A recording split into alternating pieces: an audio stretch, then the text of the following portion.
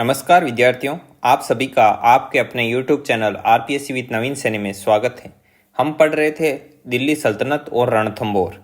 दिल्ली सल्तनत और रणथंभौर में हमने शुरुआत की जो कहानियां थी वो पढ़ ली और जैत्र सिंह तक पढ़ लिया था हमने ना, जैत्र सिंह, जय सिंह या जयसिम्हा। अब हम पढ़ेंगे जयसिम्हा के जो तीसरा पुत्र है हमीर, उस हमीर के बारे में पढ़ेंगे। तो हमीर है वो हमीर देव चौहान के नाम से फेमस थे। चौहान वंश के बहुत ही प्रतापी शासक थे। इनका जो शासन काल है वो 1282 ईस्वी से लेकर 1301 ईस्वी तक रहा।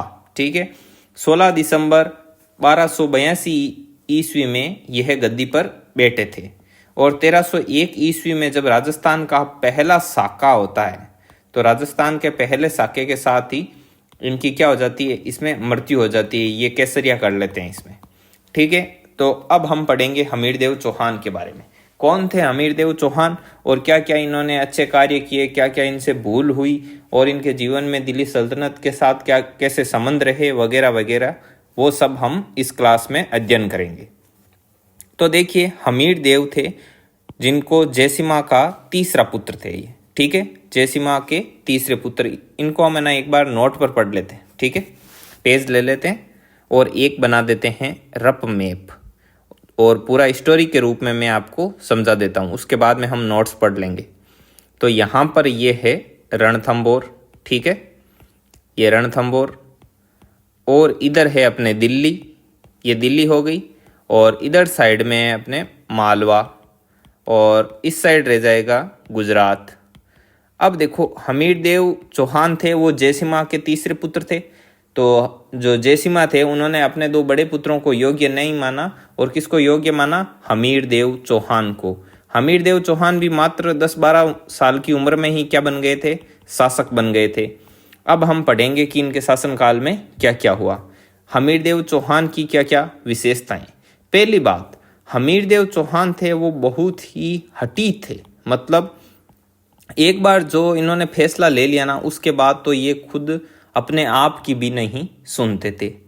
एक चीज और, इन्होंने दिग्विजय की भी नीति अपनाई थी। दिग्विजय की नीति मतलब अपने आसपास के सभी शासकों को अपने अधीन लेना और ज़्यादा से ज़्यादा अपने साम्राज्य को बढ़ाना। इसके तहत ये यहाँ से शुरू हुए, इधर मालवा वाला एरिया और इधर आप देख लो थोड़ा बहुत गुजरात साइड और यहाँ का जो था सारा का सारा एरिया इन्होंने जीत लिया था। बहुत ही प्रतापी शासक थे, सूरवीर थे।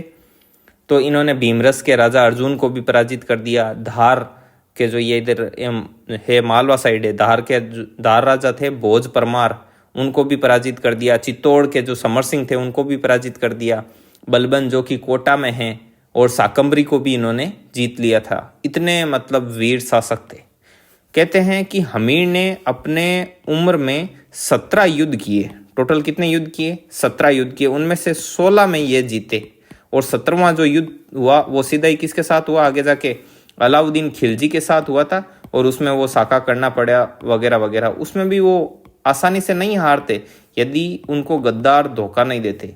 इनके क्या खुद के जो लोग थे उनमें गद्दार बहुत थे, उन्होंने गद्दारी की, तब ये हार गए, वरना ये हारने वाले नहीं थे।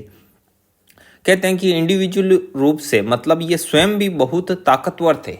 बताते हैं कि जब ये 10-12 साल की उम्र में जब ये शासक बने, उस समय भी बोला जाता है, जो इतिहासकार बताते हैं कि ये इतने वीर थे, इनके शरीर में इतना बल था कि जब ये तलवार से वार करते थे तो एक ही वार में हाथी के सिर के 2 टुकड़े कर देते थे। इतना इनमें मतलब इतनी ताकत थी। तो ये शारीरिक रूप से भी शक्तिशाली थे। जब इन्होंने दिग्विजय की नीति अपनाई, इधर शासकों को सबको जीत लिया, सारा एरिया अपने अधीन ले लिया, तो इन्होंने एक यज्ञ किया था, कोट्यजन यज्ञ। ये कोट्यजन यज्ञ भी किया था। अब इसमें क्या है, इसका पुरोहित पूछते हैं कि भाई जब कोट्यजन यज्ञ किया तब पुरोहित कौन था? तो पुरोहित था विश्वरूप। ये पूछा हुआ भी है और भी पूछ सकते हैं, तो इसको ध्यान में रखना। अब देखो, इनके समय में आक्रमण भी होते हैं। तो इनके समय में एक आक्रमण होता है जो जलालुद्दीन खिलजी की तरफ से। ठीक है, यहाँ से इम्पोर्टेंट है जो आक्रमण। ऐसे तो इन्होंने देखो छोटे मोटे युद्ध होते ही रहते थे, तब जाके जीता। तो इम्पोर्टेंट क्या है वो हम देखते हैं। देखो, जलालुद्दीन खिलजी का जैसे ये दुर्ग है अपने, ये मान लो ये पूरा का पूरा रणथंभौर का क्या है? दुर्ग है। अब रणथंभौर दुर्ग को जीतना है या रणथंभौर दुर्ग तक जाना है तो यहाँ पर रास्ते में एक और दुर्ग आता है। इस दुर्ग को कहते हैं, इसका नाम है जाइन दुर्ग।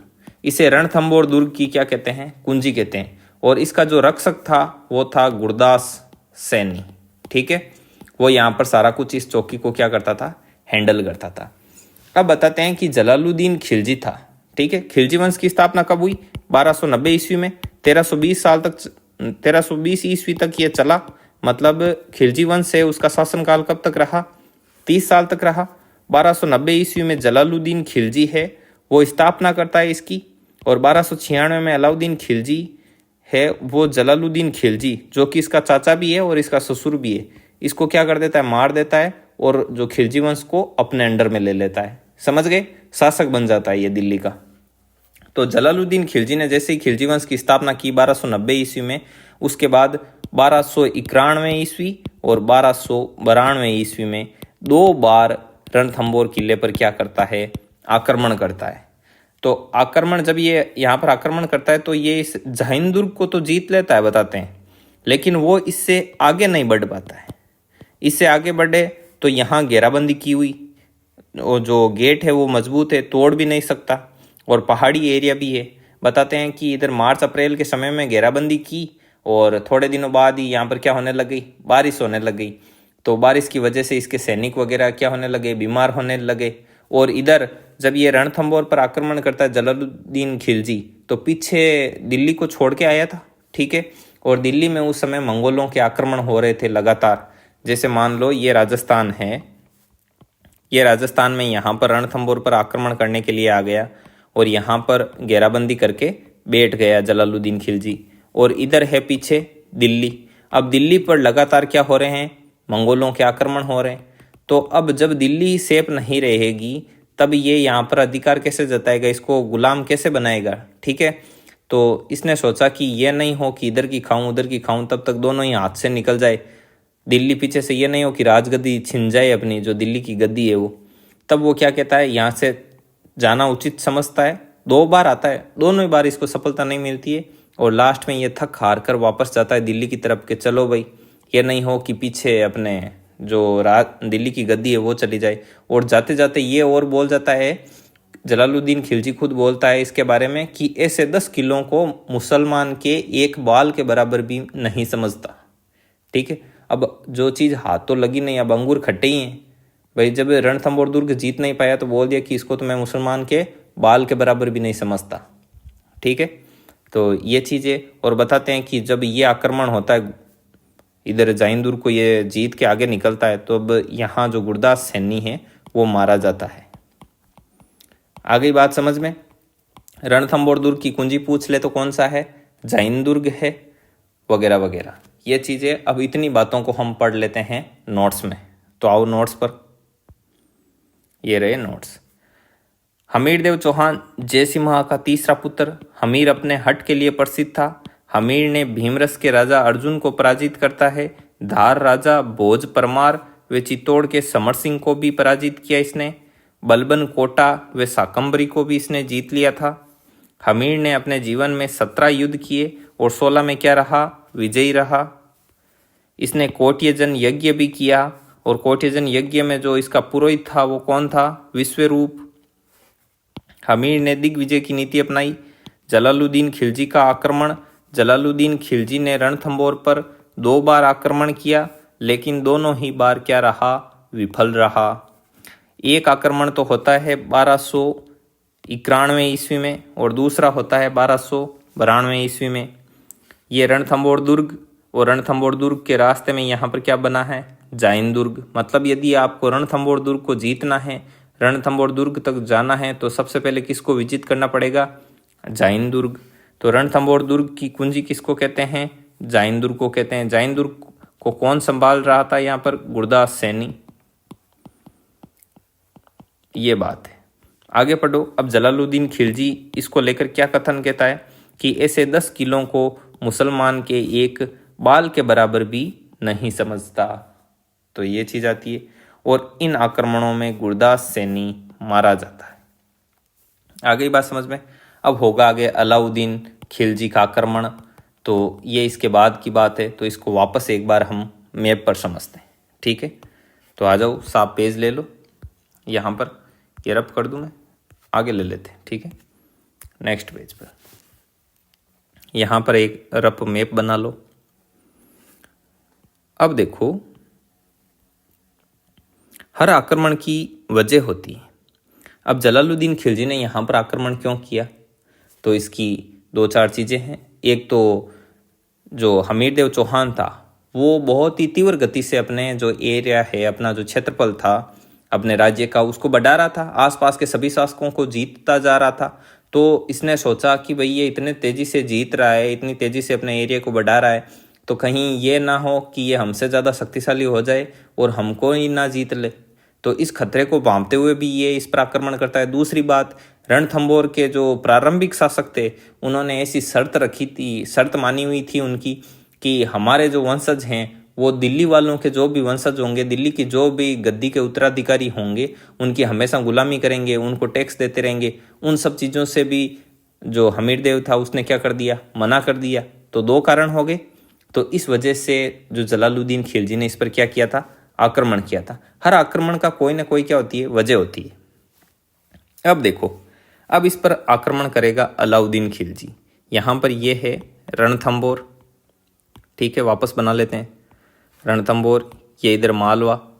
ये मालवा अपने किस काम आता है, इधर क्या है, हर बार कोई ना कोई भाग जाता है मालवा साइड, तो भगाने के लिए इधर मालवा। इधर गुजरात। गुजरात होगा आपके लड़ने के लिए, या फिर अलाउद्दीन खिलजी गुजरात को लूटने के लिए जाएगा, तो यहाँ समझा देंगे।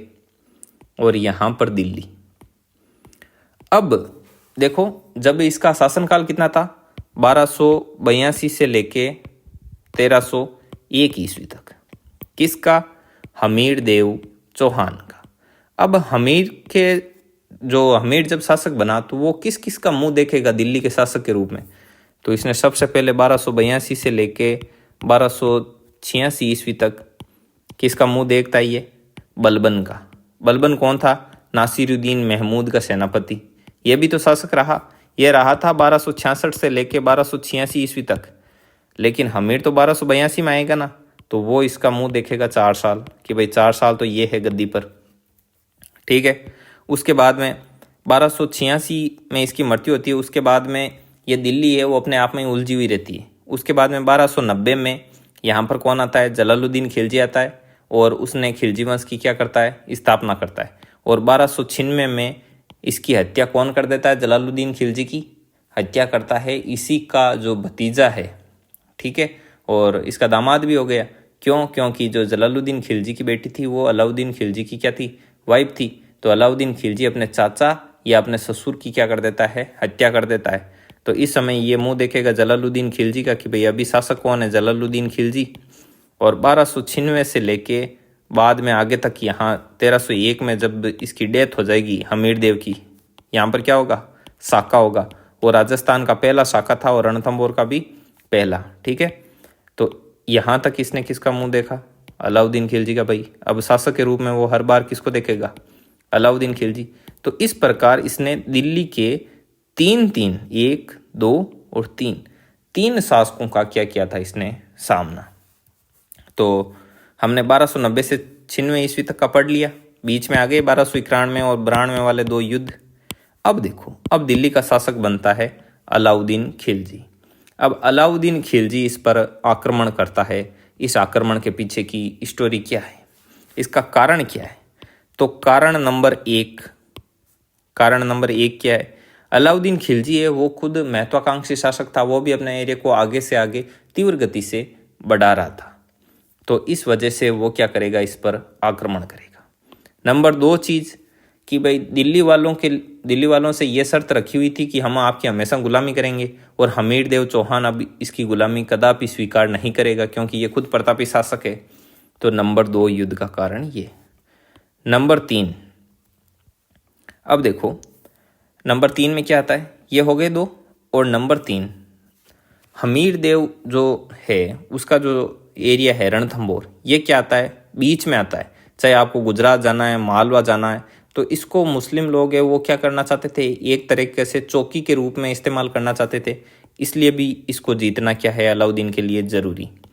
नंबर 4 बात बताते हैं कि जो अलाउद्दीन खिलजी था उसके 2 सेनापति थे, एक तो उल्लुग खां और एक था नुसरत खां।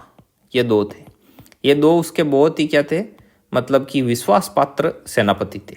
उनको एक बार जो अलाउद्दीन खिलजी ने भेजा था कि आप जाओ गुजरात में यहाँ सोमनाथ मंदिर है शिव जी का, उसको लूट कर वापस लेके आओ, ठीक है, वहाँ से धन लेके आओ।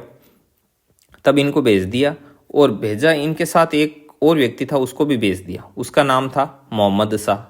अब मोहम्मद शाह कौन था?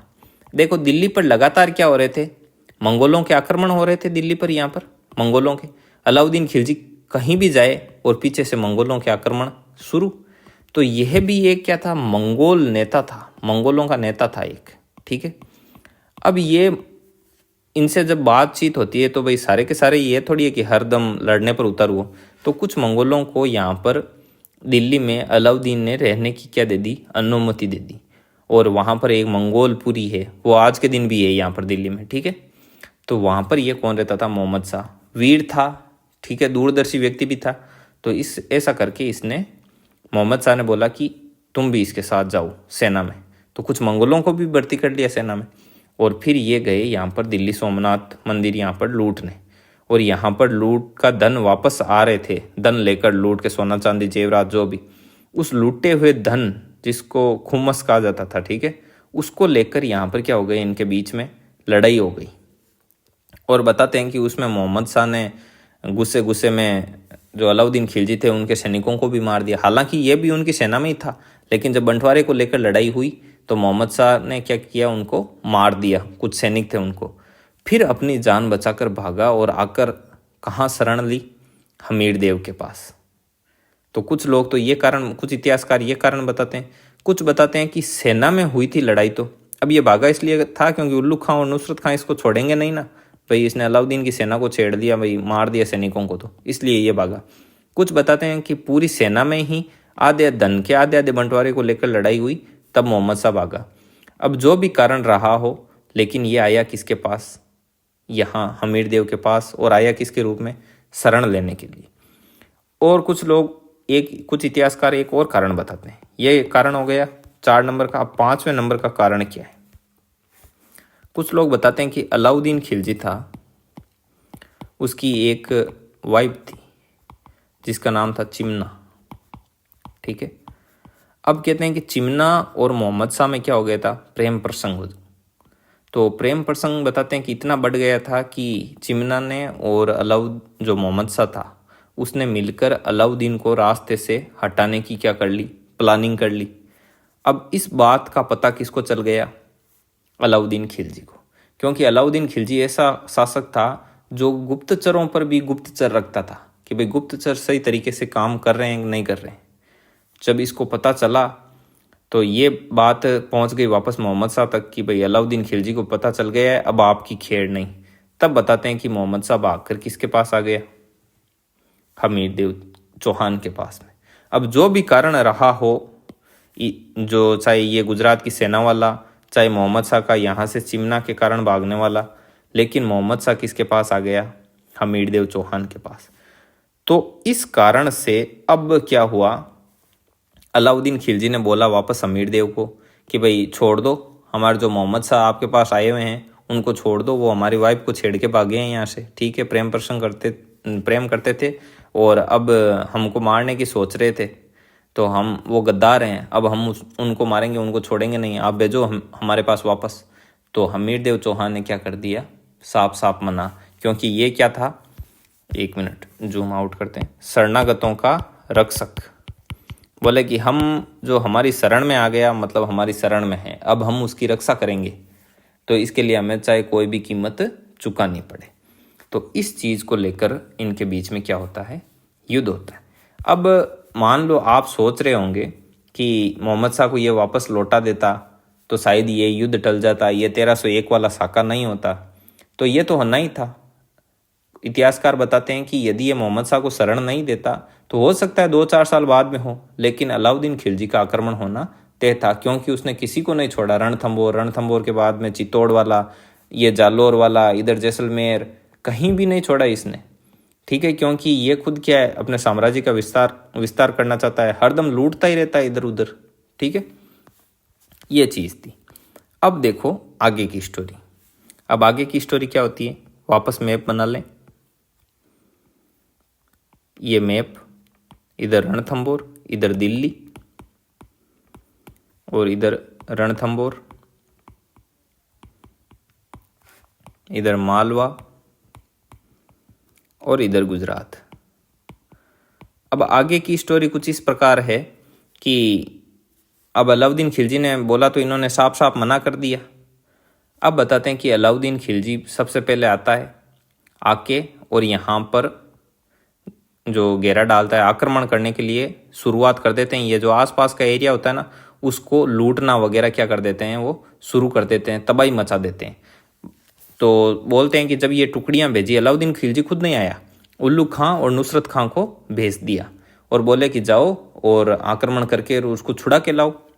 तो ये आगे उन्होंने सीरियस नहीं लिया। अलाउद्दीन खिलजी ने सोचा कि भाई क्या है, नॉर्मल शासक है, छोटा मोटा कोई हमारी तरह दिल्ली का सुल्तान थोड़ी है।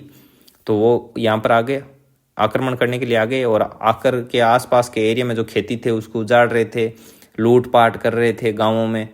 तो ऐसे आक्रमण किया, ऐसे छुटपुट किया आक्रमण, सीधा आके किले को नहीं घेरा, ठीक है। तब ये जब आक्रमण होता है तब बताते हैं कि आसपास के गाँव में लूटपाट मची, अलाउद्दीन की सेना आई। उस समय हमीर देव चौहान है वो कोई मौन व्रत कर रहा था, ठीक है। ये यज्ञ दान पुण्य इनमें बहुत ज़्यादा व्यस्त रहता था। सेना पर इसने कुछ खास खर्च नहीं किया। इसने जितना भी जो आसपास का एरिया दिग्विजय की नीति में जीता, उसे जो भी इनकम हुई वहाँ से जो लूटा धन वगैरह, सारा कुछ इधर दान पुण्य यज्ञ इनमें ही वेस्ट कर दिया। मतलब वेस्ट तो नहीं कह सकते, मतलब इनमें खर्च कर दिया उसने।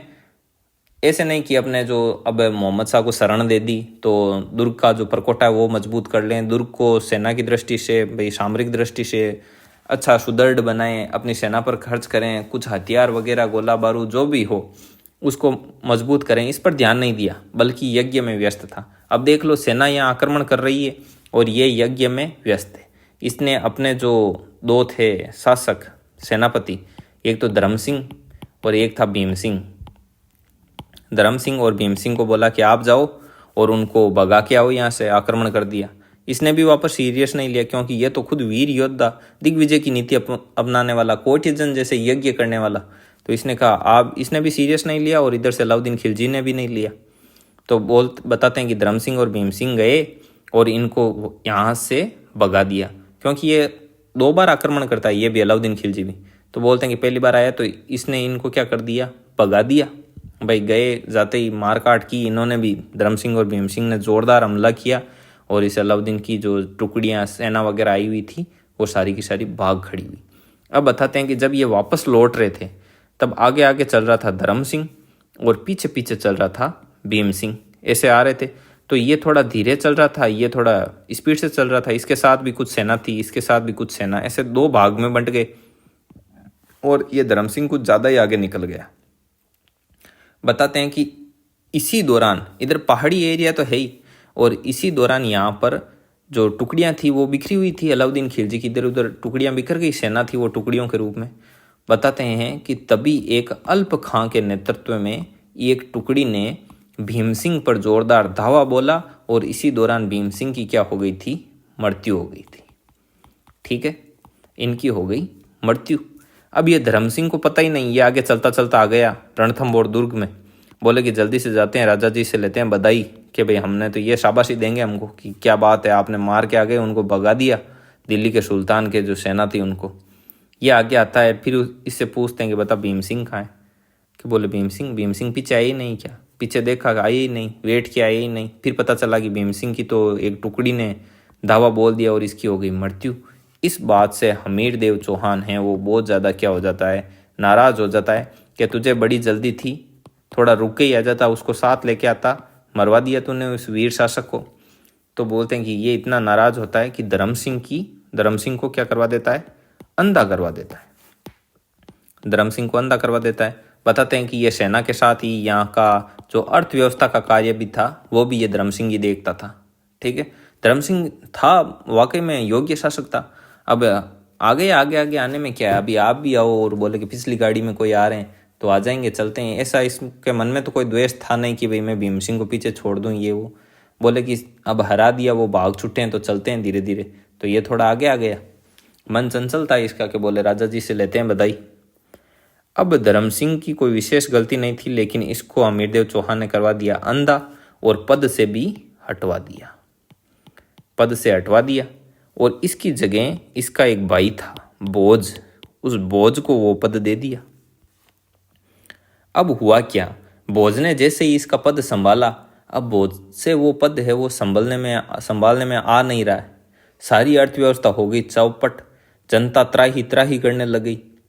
तब बताते हैं कि हमीरदेव चौहान ने वापस इसको बुलाया और धर्म सिंह को वापस शासक बना दिया। और कुछ बताते हैं कि धर्म सिंह ने खुद नहीं बोला था कि भाई महाराज मैं है इसको वापस संभाल लेता हूँ। अब भाई कुछ भी हो, धर्म सिंह को यदि इसने अंधा करवा दिया तो अब इसके मन में तो फर्क आ गया ना, कि भाई राजा जी ने छोटी सी बात पर, ये भाई मैंने कोई जानबूझकर तो उसको मरवाया नहीं, मुझको अंधा करवा दिया, तो पहले जैसे थोड़ी रहेगी, गांठ तो पड़ी गई धर्म सिंह के। और इधर जब धर्म सिंह को वापस उसकी पोस्ट दे दी और भोज को हटा दिया कि भाई तुझसे ये काम ढंग से नहीं होता, तो भोज हो गया नाराज कि भाई बनाई ही क्यों पहले, अब हटा रहे। तो बोलते हैं कि भोज और भोज का एक साथी था पृथ्वी सिंह। तो ये भोज अपने साथी पृथ्वी सिंह को लेकर कहाँ चला गया, अलाउद्दीन खिलजी के पास। अलाउद्दीन खिलजी के पास दिल्ली चला गया और वहाँ जाकर हमीरदेव के सारे भेद बता दिए कि भाई अभी इतनी अर्थव्यवस्था खराब है हमीरदेव चौहान के राज्य की, और उसकी इतनी सेना है, उनके पास गोला बारूद इतना है, यदि आप किले को घेरो तो अंदर अनाज राशन पानी सबकी इतनी इतनी व्यवस्था है, कौन कितना इसका विश्वास पात्र है, कौन है वो जो भाई कान का कच्चा है कि नहीं, कौन गद्दार बन सकता है, किसको हम पैसा दें, वगैरह वगैरह सारा कुछ डिटेल ले जाके किसको दे दी, अलाउद्दीन खिलजी को। तो ये भोज और पृथ्वी सिंह क्या निकले, गद्दार निकले। तो इनकी वजह से भी वो जो साका होगा ना 1301 में, तो उस साके में जो हमीरदेव के हारने का एक कारण है ये भी है। अब हम पढ़ते हैं इससे आगे की स्टोरी। अब देखो अब आगे क्या होता है। अब जो ये भोज और पृथ्वी सिंह गए, ये इधर अलाउद्दीन को खिलजी को खूब भड़काते हैं कि भाई जाओ आप आक्रमण करो हमीरदेव चौहान पर, उनके तो वहाँ अर्थव्यवस्था ही चौपट हो रखी है। भीम सिंह उधर अल्प खान जो आपका जो था इस टुकड़ी का लीडर, उसने हमला करके भीम सिंह को मार दिया और धर्म सिंह को हमीरदेव चौहान ने अंधा करवा दिया, तो वो भी ज़्यादा खुश नहीं है। और जो सेना का नेतृत्व करने वाले धर्म सिंह और भीम सिंह थे, जैसे वीर शासक थे, वो दोनों ही, अब भीम सिंह तो चला गया, धर्म सिंह चूंकि अंधा है तो शक्ति से भी ये कुछ कमज़ोर हुआ है। और आप भी तो जाओ, आपके मोहम्मद शाह को उन्होंने शरण दे रखी है, उनको कैसे कैसे वो क्या क्या सुविधाएं दे रहा है, देखो तो सही। और मोहम्मद शाह वगैरह आपके भेद बता रहे हैं, आप उन पर आक्रमण नहीं करोगे क्या, आप वेट कर रहे हो क्या कब वो आके आप पे आक्रमण करें। ऐसा करके भोज और पृथ्वी सिंह ने इसको बहुत ही क्या कर दिया, बर दिया, ठीक है, फुल, कि बस अब आपको आक्रमण करना ही है। और आप एक चीज़ और बोलता है कि देखो आपके खिलजी और खिलजी में जलालुद्दीन खिलजी और वगैरह वो भी नहीं जीत पाए, आप भी एक हार के आके वापस बैठ गए हो, आप वापस आक्रमण नहीं करोगे। ऐसा करके बताते हैं इतिहासकार के भोज और पृथ्वी सिंह ने भी इस युद्ध के लिए अलाउद्दीन खिलजी को भड़काने का कार्य किया। अब इसके बाद में ऐसा सब जो घटना घटित होती है, उसके बाद अलाउद्दीन खिलजी इस पर वापस आक्रमण करने का क्या लेता है, निर्णय लेता है। अब आगे की स्टोरी इस पेज पे यहाँ पर बनाते हैं वापस अपना राजस्थान का मैप। भाई मैप के बिना तो आक्रमण ही किस पर करवाएं, बनाओ मैप। इधर रणथंबोर, क्योंकि रणथंबोर के बारे में तो पढ़ ही रहे हैं, तो रणथंबोर बनाना जरूरी। और इधर इधर अपने दिल्ली का शासक अलाउद्दीन खिलजी इधर से ही आएगा, तो रास्ता बनाओ उसके लिए। इधर मालवा, किसी के भागने के लिए, कोई भागे तो वो सीधा ही जाएगा मालवा। और इधर गुजरात वाले, ठीक है। अब बताते हैं कि अलाउद्दीन खिलजी ने जो उल्लुक खां और नुसरत खां के नेतृत्व में फिर सेना भेजी, फिर खुद नहीं आया, ठीक है। क्यों? क्योंकि खुद को पीछे रहना पड़ता है, क्योंकि इधर से हो रहे हैं यहाँ पर आक्रमण, किसके, मंगोलों के। तो मंगोलों के आक्रमण के कारण उसको वहाँ पर रहना होता था, तो वो पीछे और आगे भेज दिया उल्लुक खां और नुसरत खां को। अब उल्लुक खां है, बताते हैं कि वो उसका छोटा भाई था रिश्ते में, किसका, अलाउद्दीन खिलजी का। अब यहाँ पर आते हैं, ये दुर्ग है रणथंबोर वाला, ये दुर्ग है झाइन दुर्ग, रणथंबोर दुर्ग की कुंजी। बताते हैं कि उल्लुक खां नुसरत खां आए, आके इसको जीत लिया झाइन दुर्ग को, और उसके बाद में जैसे ही चढ़ाई करने लगे और उसी वक्त नुसरत खां मारा जाता है। किस प्रयास में? दुर्ग में प्रवेश करने के प्रयास में नुसरत खां है वो यहाँ पर मारा जाता है। अब जब ये खबर कि नुसरत खां मारा गया, ये खबर जाती है दिल्ली अलाउद्दीन खिलजी के पास। भाई भयंकर युद्ध होता है इनके बीच में। भाई युद्ध क्या, ये जा रहे हैं इस दुर्ग के पास में, तो ऊपर से तीर भाले वगैरह वो भी तो चलते थे।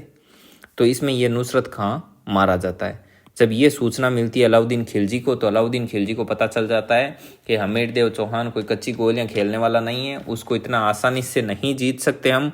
और नुसरत खां मारा गया तो अब उल्लू खां से भी पार नहीं पड़ने वाली है। और साथ ही साथ नुसरत खां के मरने के साथ ही सेना का कॉन्फिडेंस भी क्या होने लग गया है, डाउन होने लग गया है। इसलिए हमको चलना क्या है, जरूरी। ऐसा विचार करके अलाउद्दीन खिलजी पूरी विशाल सेना लेके और यहाँ पर पहुँचता है इधर रणथंभौर। और रणथंभौर दुर्ग को चारों ओर से अच्छी तरीके से घेर लेता है। अब जो कुछ भी खाना है तो वो उसके अंदर जितना राशन है वो खा लो, उसके अलावा कोई चारा नहीं, पानी का, राशन का, कुछ भी। अच्छे तरीके से घेर लिया। अब घेर लिया, उल्लू जो नुसरत खां है वो मारा जा चुका है। अब क्या होता है, ये घेराबंदी काफ़ी लंबे समय तक चलती है। और इसी दौरान फिर यहाँ पर पीछे क्या होने लगे, आक्रमण। किसके? मंगोलों के आक्रमण हो रहे हैं। और एक चीज़ और हुई, बताते हैं कि जब ये अलाउद्दीन खिलजी दिल्ली से आ रहा था रणथंभौर, तो बीच में इसका एक भतीजा था। उस भतीजे का नाम था अख्त खां। क्या नाम था? अख्त खां। बताते हैं कि इस भतीजे अख्त खां ने इसको मारने का भी प्रयास किया था। ठीक है, तो उसकी वजह से भी थोड़ा ये भाई डिस्टर्ब तो हुआ ही था। क्यों? क्योंकि अलाउद्दीन खिलजी को लगा कि भाई मैंने मेरे चाचा को मारा, मैं भी उनका भतीजा ही था, कल को अख्त खां ये नहीं हो कि ये मेरा भतीजा मुझे टपका दे।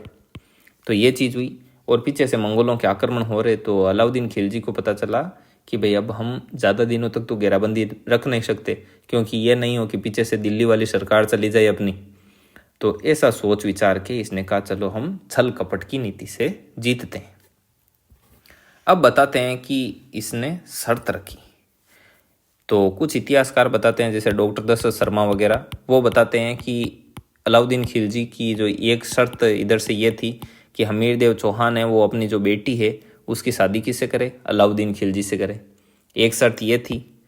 कुछ बताते हैं कि इसने 1,00,000 मोहरें, 300 घोड़े, ऐसा कुछ मांगा था। और डॉक्टर गोपीनाथ शर्मा वगैरह, उनकी बुक में ऐसा लिखा हुआ मिलेगा कि 4,00,000 स्वर्ण मुद्राएं मांगी। 4,00,000 स्वर्ण मुद्राएं, जो भी हो, ऐसी ऐसी क्या रखी इसके सामने, शर्तें रखी। तो अंदर से वापस जवाब आया। बताते हैं कि हमीरदेव चौहान कहता है कि जितनी सुल्तान ने मुद्राएं मांगी है ना, मैं उतने ही उसके शरीर पर घाव करने के लिए क्या हूँ, उद्यत हूँ, यदि युद्ध होता है तो। हमीरदेव चौहान कौन सा कम था। ठीक है, एक बात तो रही ये। अब बताते हैं कि फिर भी बात नहीं बनी, तो अलाउद्दीन खिलजी ने कहा कि आप अपना कोई भेज दो बात करने के लिए प्रतिनिधि, हम बात करके मामला ख़त्म कर लेते हैं और संधि कर लेते हैं किसी चीज़ को लेकर के। भाई जो भी है अपने बीच में मन मुटाव वगैरह, उसको लेकर संधि कर लेते हैं। अब बताते हैं कि जो ये शर्तें रखी ना, इसमें एक और शर्त रखी थी कि जो मोहम्मद शाह है ना उसको वापस लौटा दो, मोहम्मद शाह और उसके जो साथी हैं उनको लौटा दो, या फिर आप उनको ख़त्म करके किले से नीचे फेंक दो, बता दो हमें कि हमने इनको ख़त्म कर दिया। तो ये चारों शर्त हमीरदेव चौहान नहीं मानता है और फिर बोलते हैं कि जो बात करने के लिए अपना कोई प्रतिनिधि भेजने के लिए कहता है। तो बताते हैं कि उधर से कौन आता है, रतिपाल आता है बात करने के लिए। ठीक है, रतिपाल बात करने के लिए किसके पास आया, अलाउद्दीन खिलजी के लिए। ये किसका प्रतिनिधि है, हमीरदेव चौहान का। बताते हैं कि जैसे ही ये आया रतिपाल, अलाउद्दीन खिलजी बोलता है कि आओ हमीरदेव आओ। तो ये आओ राजा जी आओ बैठो। तो ये कहता है कि मैं राजा नहीं हूँ, मैं तो इधर ये सेना को संभालता हूँ, मोर्चा वगैरह, मैं रतिपाल हूँ। तो बताते हैं कि अरे तुम दिखते तो जो राजा जैसे हो, क्या सेना नायक बन के बैठे हो, क्या मिला आपको, इतने दिन ईमानदारी से कार्य किया, ऐसा करो आप हमारी ओर मिल जाओ, हम आपको यहाँ का क्या बना देंगे, राजा बना देंगे।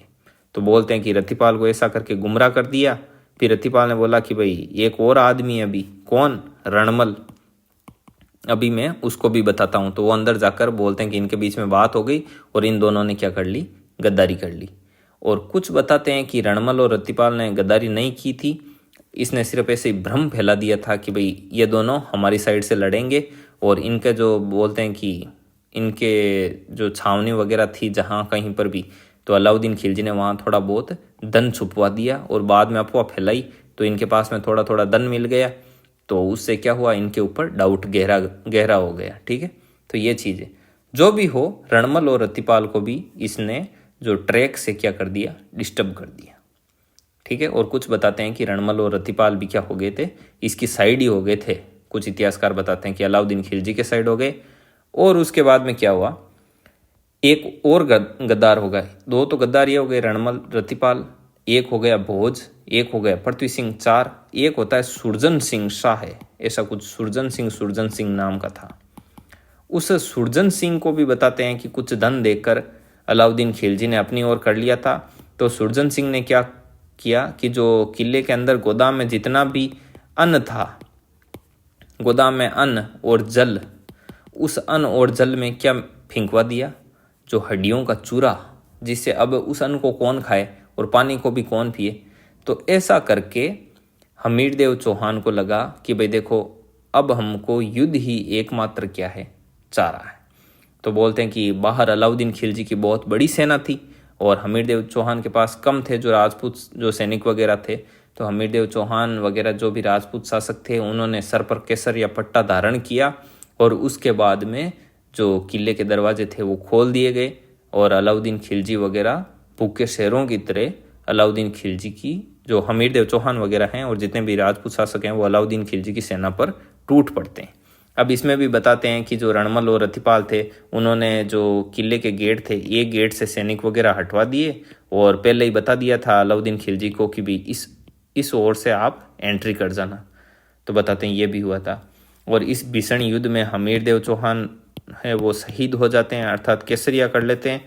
और इनकी जो रानी थी रंगदेवी, उस रंगदेवी के नेतृत्व में अंदर जितनी भी महिलाएं और दासियां, लेडीज डिपार्टमेंट जितना भी अपने, ठीक है, वो सारा कर लेता है जौहर। और इस प्रकार से 1301 में रणथंभौर का जो साका होता है वो हो जाता है कंप्लीट।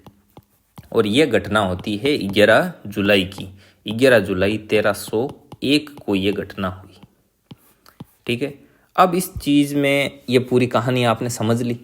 और इस कहानी में एक आपको कहीं कहीं लिखा हुआ मिलेगा गाइड में कि जल जौहर किया।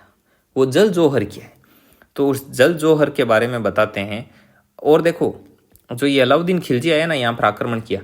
अब अमीर खुसरो है ना, अमीर खुसरो के बारे में मैंने एक बार आपको मेवाड़ वाले टाइम भी बताया था। अमीर खुसरो क्या है, एक इतिहासकार है, उसका काम है लिखना। वो बढ़िया एक अपने हाथी पर बैठ जाता है और अच्छे अच्छे क्या बनाता है, नोट्स बनाता है कि युद्ध में ये हुआ, इसने इधर से भाला फेंका, उसने उधर से ये किया, अलाउद्दीन खिलजी ने इसको तीर मारा। उसका काम सिर्फ बढ़िया नोट्स बनाना। तो वो अमीर खुसरो जब ये युद्ध खत्म हो जाता है, तब जो अमीर खुसरो भी इसमें एक चीज़ और बताता है। ये पहले मैं जल जौहर वाली क्लियर कर दूं आपको। अमीर खुसरो के ग्रंथ में भी लिखा हुआ है, जो उसने लिखा था अपना इतिहास, वो उसमें भी लिखा हुआ है। और बाकी इतिहासकार भी बताते हैं कि हुआ क्या था कि इसके एक बेटी थी। किसके थी बेटी? जो हमीरदेव था, हमीरदेव की बेटी थी, उसका नाम था पद्मा। और कहीं कहीं आपको उसका नाम लिखा हुआ मिलेगा देवलदे। तो बताते हैं कि जो साका था हुआ ना 11 जुलाई को, 11 जुलाई को साका से एक दिन पहले, मतलब 10 जुलाई को, कि जब ये हमीरदेव ने ये शर्त रखी थी ना कि भाई अपनी बेटी का विवाह मुझसे कर दो वरना युद्ध के लिए तैयार हो जाओ, ये वो। तो बताते हैं कि उससे आहत होकर, उस चीज़ से आहत हो गई थी ये कि भाई मेरे बाप को मेरी वजह से यह दिन देखना पड़ा है, मेरी वजह से ये सब कुछ हो रहा है। तो ऐसा करके और इसने वहीं पर अंदर एक तालाब बना हुआ है, उस रणथंभौर के किले के अंदर ही, उस तालाब में सुसाइड कर लेती है। क्या कर लेती है? आत्महत्या कर लेती है। और इसी को बोलते हैं कि कुछ लोग तोड़ मरोड़ कर जल जौहर के रूप में लिख देते हैं। जौहर का तो मतलब यही होता है कि भाई अग्नि में अपने आप को भस्म कर लेना, एक तरीके से समझ गए। मतलब जौहर होगा वो अग्नि में ही होगा, ऐसा कुछ नहीं है। जल जौहर जैसा कुछ नहीं हुआ, बस ये घटना जरूर हुई थी वहां पर। तो ये चीज़ है। और अभी कुछ गाइड में आपको जल जौहर भी लिखा हुआ मिल सकता है, जबकि जौहर अग्नि में ही हुआ था। ठीक है, तो ये चीज़ है। इतनी चीज़ आ गई आपको समझ में। और एक चीज़ और है कि अमीर खुसरो है वो एक लाइन बोलता है जब ये साका होता है, जब पूरा का पूरा अंदर देखा कि भाई जाके सब कुछ रानियाँ वगैरह भस्म हो गई, राजा जी मारे गए और पूरे तरीके से अलाउद्दीन खिलजी है वो विजय हो गया, तब अमीर खुसरो बोलते हैं कि आज कुफ्र का गढ़ इस्लाम का घर हो गया। कुफ्र का मतलब होता है एक तरीके से मतलब मुस्लिम विरोधी, या ऐसे मान लो आप हिंदू, तो भाई ये हिंदू शासक था, प्रबल हिंदू शासक, तो बोलते हैं कि आज जो कुफ्र का गढ़ था, कुफ्र का मतलब हिंदुओं से रिलेटेड है, तो वो इस्लाम का घर हो गया। मतलब आज वो पूरी तरीके से किसके अंडर में आ गया, इस इस्लाम के अंडर में आ गया। और कुफ्र का मतलब एक दो जगह मैंने पढ़ा था ऐसे भी लिखा हुआ मिलता है, जो इस्लाम विरोधी होता है ना, इस्लाम विरोधी, बोले कि जो कुफ्र का गढ़, इस्लाम विरोधी का जो गढ़ था, किला था, वो आज इस्लाम का क्या हो गया, घर हो गया। ये लाइन कौन बोलता है, ये लाइन बोलता है अमीर खुसरो। अमीर खुसरो कौन था, जो अलाउद्दीन खिलजी के साथ आया हुआ इतिहासकार, इसका काम नोट्स बनाना, समझ गए, याद रह जाएगा आपको। तो ये हमने ऐसे मैप बना के, और जो वाइट पेज था उस पर हमने डिटेल से सारी स्टोरी समझ ली। अब इस स्टोरी को मैंने शब्दों में किस प्रकार से बांधा है, मैंने अपने नोट्स में किस प्रकार से ऐड किया है, उसको हम पढ़ते हैं, और ये नोट्स आपको पीडीएफ के रूप में टेलीग्राम पर मिल जाएंगे। तो आओ नोट्स पढ़ते हैं। अब देखो, अलाउद्दीन खिलजी का आक्रमण। अलाउद्दीन के विद्रोही मंगोल मोहम्मद शाह वे उसके साथियों को हमीर शरण देता है। इसके कारण, ये कारण बताए हुए हैं, और नंबर ये कारण है, इसकी वजह से अलाउद्दीन खिलजी क्या करता है, आक्रमण करता है। 1299 ईस्वी के लगभग उल्लुक खां, अल्लप खां, नुसरत खां का हमीर पर आक्रमण। हमीर की ओर से धर्म सिंह व भीम सिंह जाते हैं, और वापस लौटते वक्त खिलजी की एक टुकड़ी अल्प खां के नेतृत्व में आक्रमण करती है, जिससे भीम सिंह की क्या हो जाती है, मृत्यु हो जाती है। इसके पश्चात अलाउद्दीन का पुनः आक्रमण। इस आक्रमण के समय नुसरत खां मारा जाता है। तब हालत बिगड़ती देख अलाउद्दीन स्वयं आता है। रणमल व रतिपाल गद्दार निकलते हैं। ये नोट्स मेरे शॉर्ट में लिखे हुए हैं। अब स्टोरी आपके पूरी दिमाग में समझ में आ ही गई होगी, ठीक है। और ये नोट्स हैं इस प्रकार से लिखे हुए हैं कि एग्जाम के टाइम जल्दी से जल्दी आप इनका बार बार रिवीजन करके दिमाग में स्थायी ढांचा बना लो। आगे देखो, 11 जुलाई 1301 को रणथंभौर व राजपुताना का पहला साका होता है। हमीर के नेतृत्व में केसरिया व रानी रंगदेवी के नेतृत्व में जौहर होता है। हमीर की पुत्री पद्मा, जिसका नाम देवल देवी था, द्वारा जौहर से एक दिन पूर्व पदम नाम का एक तालाब था अंदर, उसमें कूदकर आत्महत्या। हमीर द्वारा अपने पिता जैत्र सिंह के 32 वर्षीय शासनकाल की याद में 32 खंभों की छतरी बनवाता है। हमीर का दरबारी विद्वान कौन था, बीजादित्य, और गुरु थे राघव देव। अब देखो प्रमुख ग्रंथ, हमीर महाकाव्य, नयनचंद्र सूरी। भाई ये इतनी जानकारी हमको मिली कहाँ से, इन्हीं ग्रंथों से मिलती है। हमीर रासो, सारंगधर और जोधराज। अब देखो भाई, हमीर रासो नाम का एक ग्रंथ था जो कुछ समय पूर्व, जैसे मान लो सारंगधर ने लिख दिया, और उसके कुछ समय बाद में जोधराज ने लिख दिया। ऐसे मतलब अलग अलग समय पर लिखे गए दो ग्रंथ हैं, और दोनों ही ग्रंथों का नाम क्या है, हमीर रासो। तो ये चीजें, हमीर हट लिखा था चंद्रशेखर ने, और हमीर मद मर्दन, इसमें क्या है, इल्तुतमिश और जैत्र सिंह के बीच में, जो जैत्र सिंह मेवाड़ वाला, उसके बीच में जो युद्ध हुआ ना, उसका क्या है, वर्णन है इसमें। तो ये हमीर मद मर्दन है। यहाँ पर हमीर का मतलब हमीर देव चौहान नहीं है, यहाँ हमीर का मतलब है अमीर। क्या मतलब है, अमीर, क्योंकि इल्तुतमिश का पूरा नाम था अमीर इल्तुतमिश। तो अमीर इल्तुतमिश, इसके जो आक्रमण को विफल किसने किया था, जैत्र सिंह ने किया था। तब इल्तुतमिश ने गुस्से में इसकी जो राजधानी थी नागदा, जो कि मेवाड़ के जो शासक थे उनकी प्रारंभिक राजधानी थी नागदा, उसको इसने उजाड़ दिया था। तब बताते हैं कि जैत्र सिंह ने हमीर मद मर्दन, हमीर मतलब अमीर इल्तुतमिश के, मद मतलब घमंड, मर्दन मतलब चूर चूर कर दिया। अमीर इल्तुतमिश के घमंड को चूर चूर कर दिया। किसने, मेवाड़ शासक जैत्र सिंह ने। तो ये चीज़ है, ये किसने लिखा था, जयसिंह सूरी ने लिखा था। अब पता है आपको मैंने इसको यहाँ पर क्यों ऐड किया, ताकि ये हमीर हमीर हमीर इनमें आप कंफ्यूज ना हो, इसलिए इसको मैंने यहाँ पर नोट किया। और देखो, अमीर खुसरो ने खजाइन उल फुतूह लिखा, ये ग्रंथ लिखा था। अब इनके बारे में मैंने आपको पहले भी बता दिया है, अमीर खुसरो और हमीर मद मर्दन के बारे में। अब आप इसको याद कैसे रखोगे, देखो, हमीर हट किसने किया था, चंद्रशेखर ने भी तो किया था। चंद्रशेखर ने कहा भाई अंग्रेजों के हाथ नहीं आऊंगा, चाहे मैं कहीं मारा ही जाऊं तो वो खुद को गोली मार लेते हैं। और हमीर महाकाव्य महान कौन है? नयन चंद्र, चंद्र से चांद, सूर्य से सूर्य। महान कौन है? सूर्य, चंद्र और चांद और सूरज।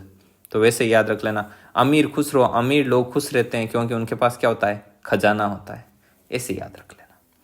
तो ये यहाँ पर हमारे रणथंभौर वाला टॉपिक होता है कंप्लीट। कल से हम जालोर वाला टॉपिक पढ़ेंगे। और इस वीडियो में मैंने जो जो चीज़ें बोली और यहाँ पर लिखी हुई नहीं थी, तो मैंने उन चीज़ों को अलग से नोट भी किया है और वे नोट की हुई है इस पेज में। इसमें जो हमने रणथंभौर वाला जितना भी पढ़ा ना, उसमें जो एक्स्ट्रा चीज़ थी वो मैंने सारी यहाँ पर नोट कर ली और ये आपको टेलीग्राम पर मिलेगी PDF के साथ ही नीचे अटैच की हुई।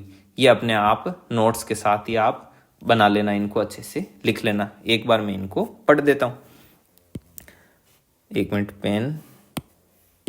रजिया सुल्तान के सेनापति मालिक हुसैन ने बड़ी मुश्किल से ही वाघभट के द्वारा घेरे हुए दुर्ग में से अपने सैनिकों को निकाला। ये तो मैंने बता ही दिया। वो वाघभट होता है तो वो क्या होता है, जब उसको पता चलता है कि रजिया सुल्तान के पापा इल्तुतमिश से उनकी क्या हुई, जो मृत्यु हो गई है, अब रजिया सुल्तान के भी उधर घर में कलह है, तो वो वाघभट वापस आता है और रणथंभौर दुर्ग को चारों ओर से घेर लेता है। तो उस समय उसको वापस कौन छुड़ाता है वहाँ? तो रजिया सुल्तान का सेनापति होता है मालिक हुसैन।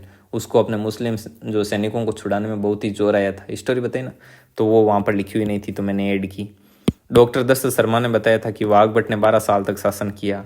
वाघभट के समय दिल्ली के शासक इल्तुतमिश, रजिया, बेराम, अलाउद्दीन मसूद शाह, नासिरुद्दीन महमूद। ये 1253 व 57 में जैतर सिंह के समय बलबन ने आक्रमण किया। यह जयसीमा का तीसरा बेटा था हमीर चौहान। शेष 2 वीरमा सुल्ताना। ये मतलब एक्स्ट्रा जो भी चीज़ें हैं ना वो मैंने यहाँ पर ऐड की है। जैसे हमीर ने भीम सिंह की मृत्यु होने पर धर्म सिंह को दोषी मानकर अंधा करवा दिया, पद से हटा देता है, उसके स्थान पर भोज को रख देता है। बाद में शासन व्यवस्था सुचारू ना रहने पर धर्म सिंह को वापस उसका पद दे देता है। तो ये मैंने स्टोरी आपको सारी बताई, यहाँ पर मैंने उसको लिख दी ताकि जैसे आपने वीडियो सुना तब आपके ध्यान में रह गई, बाद में नहीं रही। तो भाई आप एक काम करना, जितनी भी मैं स्टोरी बताऊं बीच में आपको लगे कि ये मुझे याद नहीं रहेगी, ये कहानी भी याद नहीं रहेगी, तो आप उसको लिख भी सकते हो। और नोट्स हैं वो सारे फैक्ट, मतलब नोट्स सफिशिएंट है, इसमें से आप रिमूव कुछ भी मत करना। आपकी इच्छा हो तो ऐड कर लेना, वरना कुछ ऐड ना करो तो भी कोई चिंता की बात नहीं है। बस इतना ही पढ़ लेना, आपका सिलेक्शन इससे ही हो जाएगा। नंबर 7, अलाउद्दीन खिलजी जब अपनी विशाल सेना लेकर रणथंभौर की ओर आ रहा था तब इसके भतीजे अख्त खान ने इसे मारने का प्रयास किया।